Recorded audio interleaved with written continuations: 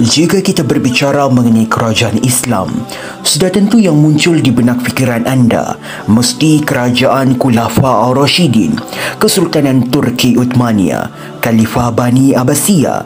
Tetapi sebenarnya, terdapat banyak lagi kerajaan Islam yang gah berdiri mengibarkan panji-panji Islam di serata dunia. Misalnya, Empayar Mughal di India yang berdiri pada tahun 1526 dan berakhir pada 1857. Mungkin selama ini kita hanya beranggapan bahawa India yang dijuluki sebagai Hindustan atau Tanah Hindu tidak pernah diperintah oleh kerajaan Islam. Sebenarnya, kerajaan India suatu ketika dahulu pernah diperintah oleh beberapa kerajaan Islam. Misalnya, kerajaan Islam Mughal. Empayar Mughal yang juga dikenali sebagai Gurkania. Gurkan merujuk kepada istilah yang berkaitan dengan Mongol dalam bahasa Parsi.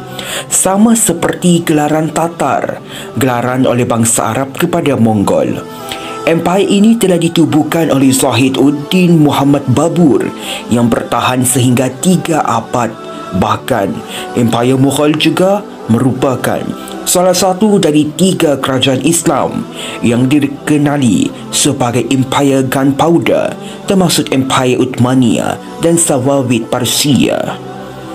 Pada ketinggiannya kira-kira 1690, kerajaan Mughal memerintah hampir seluruh benua kecil India, menguasai 4 juta kilometer persegi dan penduduk dianggarkan 160 juta. Empayar Mughal merupakan empayar paling berpengaruh dan terkuat di benua India ketika pemerintahan Maharaja Jalaluddin Akbar the Great yang memerintah pada tahun 1556 hingga 1605. Baginda berjaya meluaskan empayar dengan menguasai India Utara.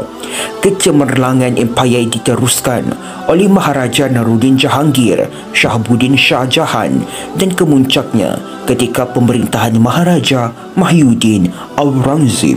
Siapa yang tidak kenal dengan kerajaan Kesultanan Delhi? Mungkin anda semua pernah mendengarnya dari drama Razia Sultan. Sepanjang sejarahnya, Kesultanan Delhi ini telah diperintah oleh 5 dinasti yang berbeza, iaitu dinasti Mamluk, dinasti Khalji, juga dikenali sebagai Khilji, dinasti Tughlaq, dinasti Said dan dinasti Lodi. Setelah sultan yang terakhir daripada dinasti Lodi terbunuh dalam peperangan, maka berakhirlah legasi Kesultanan Delhi dan bermula pula asas Empayar Mughal. Sebelum penubuhan Kesultanan Delhi, tentera Islam dari Asia Tengah kerap menyerbu dan bertempur dengan kerajaan-kerajaan di utara India. Kerajaan ini berterusan sehingga pemerintahan Muhammad Ghor, Sultan dinasti Ghurid dari Pakistan. Dia berusaha menubuhkan sebuah negeri Islam secara tetap di utara India, bukan sekadar menjajah tanah-tanah di kawasan ini. Ketika itu, Muhammad Ghor tidak mempunyai anak lelaki sebagai pewaris takhta kerajaannya apabila dia telah terbunuh pada tahun 1206. Kerajaan itu dibahagikan di kalangan hamba-hambanya yang berbangsa Turki. Salah seorangnya ialah Qutbu Aiddin Aibak yang kemudian menjadi pemerintah di Delhi, sekaligus menubuhkan Kesultanan Delhi. Dinasti pertama Kesultanan Delhi ini telah dirujuk sebagai dinasti Mamluk, juga dikenali sebagai dinasti hamba atau dinasti gulam. Dinasti ini telah meneruskan dasar yang dibawa oleh almarhum Muhammad Ghor tentang perluasan kuasa. Kesultanan Delhi mencapai kemuncaknya apabila dinasti yang terakhir, iaitu dinasti Lodi, telah mencapai kemuncaknya.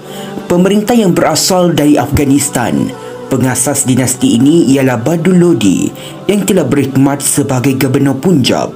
Dia telah merampas kuasa setelah Sultan terakhir dari dinasti Said meninggal dunia pada tahun 1451. Walau bagaimanapun, Sultan-Sultan dinasti Lodi sudah tidak dapat membendung lagi kejatuhan mereka. Kesultanan Delhi akhirnya berakhir ketika pemerintahan Sultan ketiga, iaitu Sultan Ibrahim Lodi. Sultan terakhir ini telah direkod sebagai sultan pemimpin yang lemah dan mengamalkan korupsi. Salah seorang gubernur daerahnya yang juga keturunan dinasti Lodi telah menjemput Babur, pengasas kepada Empayar Mughal, untuk menakluk Kesultanan Delhi dan menamatkan pemerintahan Kesultanan Islam di Delhi itu.